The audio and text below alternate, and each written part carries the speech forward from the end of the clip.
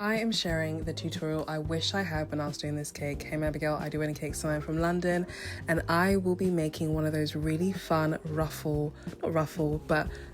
stripped wafer paper cakes. And what I do is I have a strip of wafer paper and I have just sliced probably around like 2 centimeter strips, and I'm just sticking them down with a sheet of wafer paper, sticking them down with water. Now, I also to stick that on, I did a layer of just like nice and thin ganache and then stuck that to the cake. Now, I actually stuck the wafer paper to the cake around 2 days before the day of the wedding, and I popped it in the fridge, and I didn't know if it was going to be okay, but I put it in a box, clipped the top of the box on, just popped it in the fridge, and it was absolutely fine. I thought the moisture was going to get to the wafer paper and make sure it was going to wilt, but that wasn't the case at all.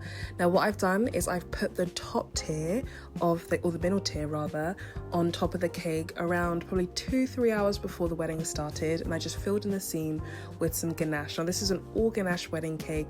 This is a ganache tier that you would see in the middle, and I just go in with a wet finger and then just make sure I close the seam. I'm just touching up the edges of the cake to make sure that it's nice, crisp and sharp, to make sure that it is perfect just before the wedding. Now, this is the actual day of the wedding. As you can see, I've got a neck fan on, so that means only one thing: it is a very, very warm day. Now, I come to the wedding venue, which is the Organ Factory over in Hackney. This was a new venue to me, a very, very beautiful wedding venue, for one in London, if you're into that exposed brick type vibe. And I am just sandwiching the top tier on with some more ganache, and I just went with some grease-proof paper to make sure I've got no indents in the cake, and I am just closing in the seams. Now, I wanted to stick in some little flowers inside the between the layers. Now, what I did is I just not adhered it, but I popped it in with some floral wire.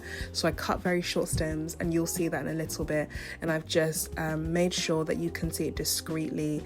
And I'm just going in, and do you know what, this rose, I don't even know if I used, but it was this beautiful spray rose, and I really hope I used it actually. But I am now just going with some floral tape and then just taping up each flower and just popping it in to make two arrangements, one pretty large one in the middle of the tier and then one smaller one on the top of the tier. Now, this cake was, if I can remember correctly, it was a white chocolate and raspberry. Everything is edible in this cake, obviously, bar the flowers. The flowers were to match the wedding flowers of the whole event, but it was white chocolate and raspberry, lemon elderflower, and then a chocolate top tier. This is one of my favorite cakes, and I hope you guys enjoyed it.